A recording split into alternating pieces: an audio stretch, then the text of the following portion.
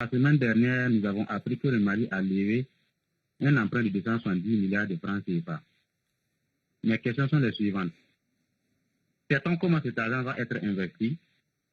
Les autorités maliennes doivent-elles apporter des garanties aux prêteurs? Alors Pierre Jacquemot, est-ce que cet argent va être investi ou est-ce qu'il va plutôt permettre à l'État malien d'éponger sa dette? Malheureusement, c'est bien la deuxième solution qui va être possible.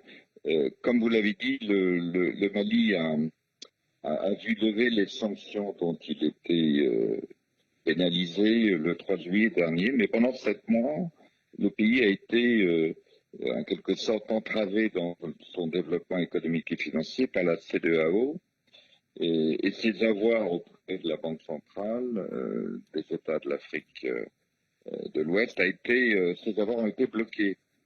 Donc pendant cette période, le Mali a continué d'accumuler ses arriérés de paiement, donc de gonfler en quelque sorte sa dette à hauteur d'environ 350 milliards de francs CFA, c'est-à-dire à peu près 500 millions d'euros.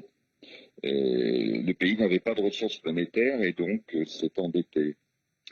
Et il fallait donc d'urgence combler ce trou, il fallait rembourser. Et donc l'emprunt qui a été dénoué au début de ce mois-ci, le 9 août, avec les 8 pays membres de l'Union monétaire des États de l'Afrique de l'Ouest, a servi en fait à payer les arriérés accumulés les 6-7 derniers mois. Rien de moins, rien de plus en quelque sorte. Donc cet emprunt de 277 milliards de francs CFA dont vous faites allusion ne sert pas à l'investissement, mais simplement à éponger le service de la dette qui a grossi pendant ces 7 mois.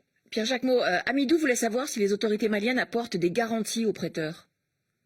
Alors, dans cette opération, en quelque sorte, qui est une opération blanche, puisque l'argent qui rentre ressort immédiatement par ce truchement de remboursement, il n'y a pas de question de garantie.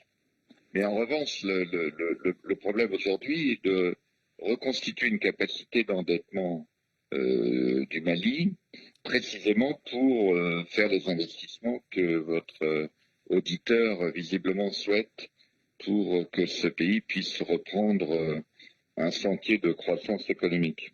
Et là, la question des garanties va se poser effectivement. Qu'est-ce que le Mali peut offrir comme garantie auprès de prêteurs, notamment de prêteurs étrangers,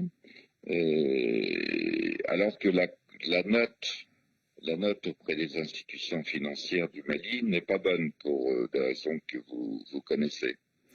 Alors malgré tout, cet emprunt, les autorités maliennes ont réussi à le lever sur le marché financier régional.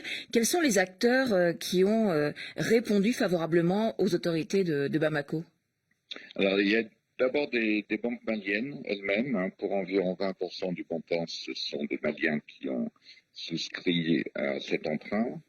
Et puis des pays, principalement le Burkina Faso, la Côte d'Ivoire et le Togo, pour des montants significatifs, et de manière un peu moins importante, le Sénégal, le Bénin, le Niger et la Guinée-Bissau. Donc vous voyez que les 8 pays membres de l'UEMOA, donc de la zone franc ouest-africaine, ont répondu, tout en disant qu'ils n'avaient pas tellement de choix, puisque du succès de l'opération dépendait le paiement des arriérés auprès de ces créditeurs, en quelque sorte. Donc ils ont répondu presque par intérêt. Oui, ils n'avaient pas trop le choix. Si vous voulez être remboursé, il fallait qu'ils consentent ces crédits à hauteur des montants quand même significatifs, 277 milliards, 277 milliards de francs CFA.